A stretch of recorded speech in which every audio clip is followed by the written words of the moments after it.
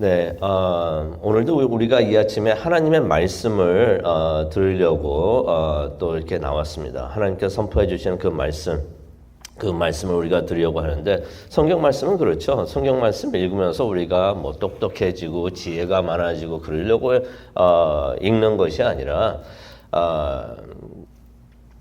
그렇게도 되지고 그렇게 하지만은 하나님의 말씀은 이거 순종하라고 하나님께서 우리에게 주신 것입니다. 믿으십니까? 네, 그래서 우리가 성경 공부할 때도 잘못하는 성경 공부가 있어요. 어떤 성경 공부는 성경만 많이 연구하고 거기서 끝나요. 그러면 그건 성경 공부 잘못하는 거예요. 성경 공부는 언제 완성이 되는가? 실천을 할 때, 적용을 할 때 그것이 성경 공부가 진정한 성경 공부가 되는 줄로 믿습니다. 하나님 말씀에 순종을 하면 그래서 이제 복을 받게 되는데요. 진리의 말씀을 따르니 하나님께서 약속하신 그 복음 말씀을 이제 축복을 이제 받게 되고요. 또한 하나님의 말씀에 순종하니 하나님의 마음에 꼭 들게 되고, 또 그래서 하나님의 사랑을 받게 되는 줄로 믿습니다. 그런데 하나님 말씀에 순종하면 그런 복을 받는데, 하나님 말씀에 불순종하면은 어떻게 될까요? 오늘 말씀을 보게 되니까 남유다 5대 왕이 되죠. 여호람이 나오는데, 이 여호람의 삶이 무너지는 것을 우리가 보게 됩니다. 그의 삶에 여기저기서 막 일들이 막 일어나기 시작하는 것을 우리가 보게 되는데요. 그래서 하나님께 불순종하면은 어떻게 되는가? 걷잡을 수 없이 삶이 무너지는 것을 우리가 보게 됩니다. 그래서 오늘 이야기는 여호람의 이야기가 되겠는데요. 여호람은 유다의 5번째 왕이 되겠습니다. 여호사밧의 맏아들이 되죠. 우리가 2절과 3절을 보게 되면은 여호사밧의 맏아들이 됩니다. 근데 이 사람이 맏아들이니까 동생들이 있었잖아요. 이게 참 이 사람이 못된 형이었습니다. 왜 못된 형이었는가? 4절을 보니까 왕위에 오르면서 동생들을 죽입니다. 아마 동생들이 혹시나 자신의 왕자를 노릴까봐 그랬지 않았는가, 그렇게 생각을 해보는데, 4절을 보니까 이것도 자신의 세력이 커지니까 이렇게 했다는 것을 우리가 보게 됩니다. 그런 생각이 듭니다. 권력의 눈이 어두워지니까 아무것도 안 보이는가? 형제들도 안 보이는가? 어떻게 동생들을 죽일 수 있을까라고 생각을 해보면 도대체 이해가 안 됩니다. 왜냐하면 특히 그의 아버지가 여호사밧이었잖아요. 여호사밧도 뭐 완벽하지는 못했지만은 대체로 하나님의 말씀을 잘 따르고 순종을 했던 선한 왕이었습니다.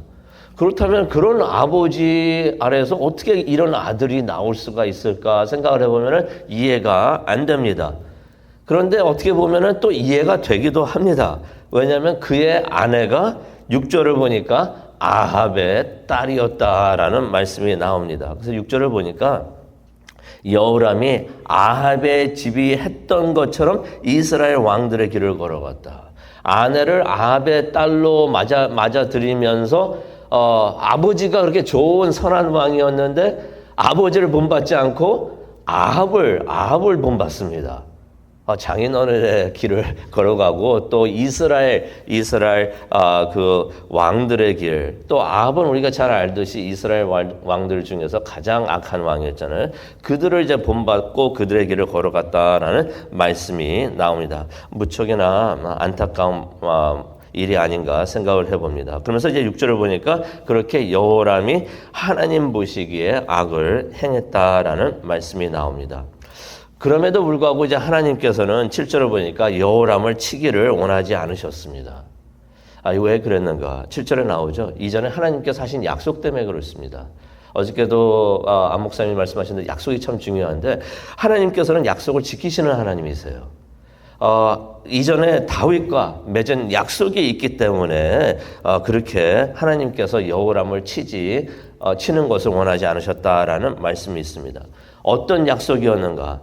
다윗의 왕위가 영원히 견고하게 될 것이다 라고서 하나님께서 약속을 해 주셨던 것이, 이 약속을 지키시기 위해서 하나님께서 여호람을 치는 것을 원하지 않으셨다. 그런데 하나님께서 다윗에게 그 약속만 하신 것이 아닙니다. 우리가 또 사무엘하 7장 14절을 보게 되면은 하나님께서 계속 다윗뿐만이 아니라 솔로몬에게도 약속하시고 계속 약속하시는데 무엇을 약속을 하시는가? 너의 후손들이 만일 죄를 범하면 내가 매와 채찍으로 징계할 것이다. 왕위는 뺏지 않지만은 죄를 범하면은 벌을 주시겠다라고서 말씀을 하십니다. 그래서 15절에 그죠? 하지만 내가 벌을 주지만은 왕위는 뺏지 않을 것이다. 그렇게 사라지지 않은 왕위가 계속 내려와서 예수 그리스도에게까지 내려오는 것을 우리가 보게 되는데 하나님께서 징계를 해 주신다라고 말씀하십니다. 하나님의 사람들을 하나님께서는 징계를 하십니다. 죄를 지었을 때 징계를 하는데 여호람의 경우는 어떤 징계가 있었는가 우리가 한번 보기를 원합니다.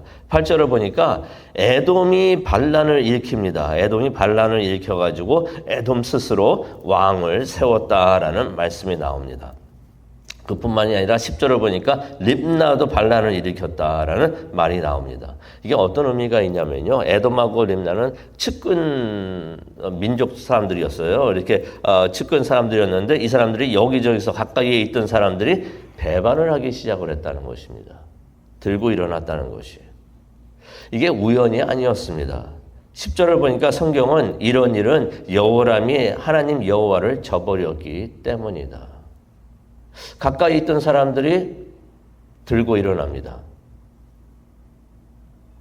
하나님께서는 하나님의 사람들에게 영적 권위와 능력을 주십니다. 예수님을 통해서도 우리가 그걸 보죠. 제자들에게 영적 권위와 능력을 주시는데 하나님의 사람들이 하나님을 저버릴 때, 하나님을 배반할 때 하나님께서는 그들에게 주셨던 영적 권위와 능력을 가져가시는 것을 우리가 보게 됩니다. 그래서 우리가 그렇게 생각할 수가 있어요. 우리가 살면서 혹시 이런 일들이 일어날 때 주위에 있는 사람들이 들고 일어나는 그러한 일이 있을 때 이거 꼭 이런 것은 아니지만 우리가 한번 우리 스스로를 돌아보는 것이 좋을 것 같습니다. 혹시 내가 하나님께 불순종한 것은 없는가? 여호람의 삶에서 그런 일이 일어나고 있었다는 것입니다.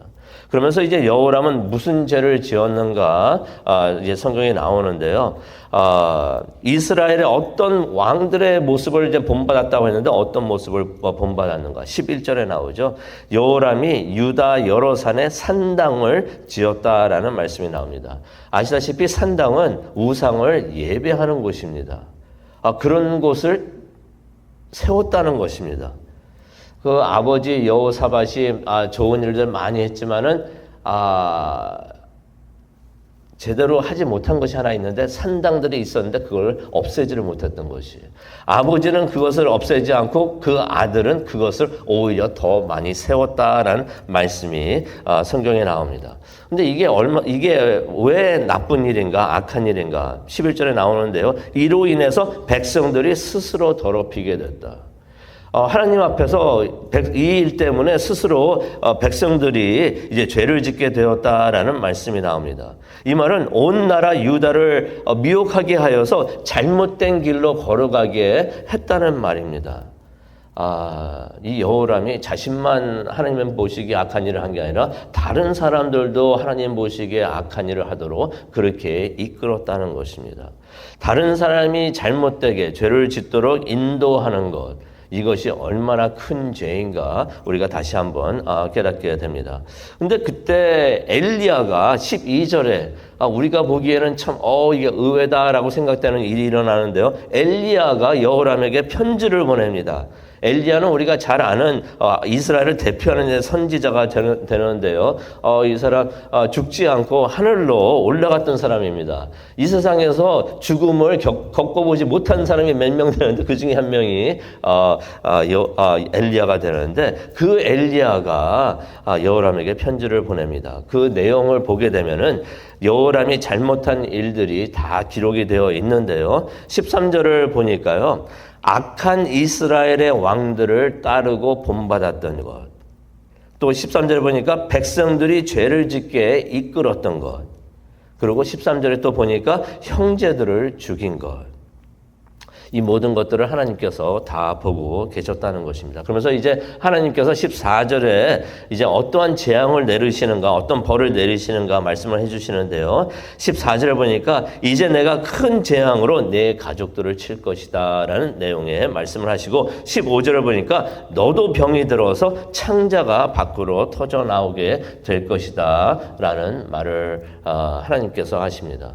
이 엘리야가 이런 글을 남겼다 하는 것이 이게 참 의외가 되는 게, 엘리야가 말씀을 많이 선포했지만 원래 글을 남기는 사람이 아닙니다.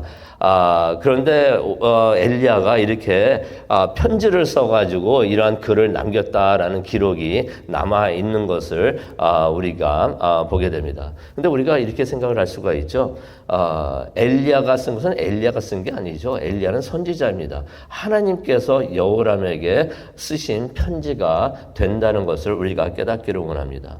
그렇다면은 이때에도 하나님께서 여호람에게 편지를 주시면서 이렇게 책망을 하시는 것은 하나님께서 여호람에게 지금도 늦지 않았으니 회개하고 돌아오라 라면서 기회를 주시는 것이라는 것을 우리가 깨닫게 됩니다. 그럼에도 불구하고 여호람이 잘못을 깨닫지를 못합니다. 어떻게 보면 매를 번 일이 되는데요. 그래서 하나님의 징계를 받게 됩니다. 그래서 16절과 17절을 보게 되면은 블레셋이 이제 쳐들어옵니다. 이제 배반하는 사람들이, 반란을 일으키는 사람들이 일어나고 그랬는데, 이제는 이제 블레셋이 쳐들어옵니다. 그래가지고 아내들과 아들들, 또한 왕궁의 모든 재산을 다 빼앗아 갔다라는 말씀이 16절과 17절에 나옵니다. 이때에도 회개를 했으면 참 좋았을 텐데, 회개를 안 한 것 같습니다. 결국 18절에 보니까 그가 고치지 못할 병에 들어가지고 2년 후에는 창자가 터져가지고 고통 가운데 죽었다라는 말씀이 19절에 나옵니다. 모든 병이 하나님께서 벌을 주시는 것은 절대로 아닙니다. 하지만은 여호람의 벌은 하나님의 징계였다는 것을 우리가 성경에서 우리가 보게 됩니다. 그러면서 이제 백성들, 19절에 나오죠. 백성들 그가 죽었는데 아무도 그의 죽음을 슬퍼하고 애도하는 사람이 없었다라는 말씀이 나옵니다. 오늘 이 말씀을 보면서 우리가 기도하는 시간을 갖기를 원하는데요. 하나님께서 엘리야를 통해 가지고 여호람에게 편지를 주셨는데, 하나님께서 지금도 우리에게 편지를 주시는 줄로 믿습니다. 하나님의 편지 여호람은 그냥 무시해 버렸는데, 우리는 하나님의 편지를 우리가 무시하지 않고 잘 묵상하고 따르기를 원하는데, 하나님의 편지가 무엇일까요? 그렇죠. 성경이잖아요. 이 성경 그냥 옛날 책으로만 생각하지 않고 하나님이 나에게 써주신, 그래서 우리가 성경을 읽을 때마다 은혜도 받고 감동도 받지만은, 내가 이랬었구나, 내가 잘못을 했구나 하면서 깨달음이 있는 줄로 믿습니다. 그 깨달음이 있을 때 우리가 그렇구나 하면서 하나님의 말씀에 순종하고 하나님의 뜻에 순종하는, 그래서 하나님께서 이렇게 편지를 주시면서 이렇게 말씀을 해주실 때 그 말씀에 응답을 하고 따르는 우리 모두가 되기를 간절히 축원합니다. 순종할 때 복이 옵니다. 그 말씀 기억하시면서 오늘 이 아침 기도하는 이 시간 되기를 간절히 축원합니다. 하나님 감사합니다. 오늘 이 말씀을 통하여 다시 한번 하나님께서 주신 그 말씀, 하나님의 그 편지, 하나님의 말씀을 읽으면서 다시 한번 깨달음이 있게 해주신 정말로 감사합니다. 하나님께서 말씀을 주실 때 우리가 하나님의 음성을 듣고 무엇을 말씀하시는가, 그 메시지를 우리가 받을 수 있게 하여 주시고, 하나님께서 주신 그 메시지에 순종하고 응답을 할 수 있는 우리 모두가 되게 하여 주시옵소서.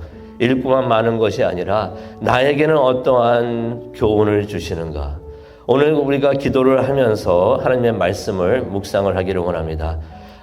묵상을 할 때 하나님께서 인도하여 주시며 하나님께서 우리에게 주시는 그러한 모든 메시지를 다 우리가 깨달을 수 있도록 하나님 우리의 마음을 움직여 주시옵소서. 감사합니다. 예수님의 이름으로 기도합니다. 아멘.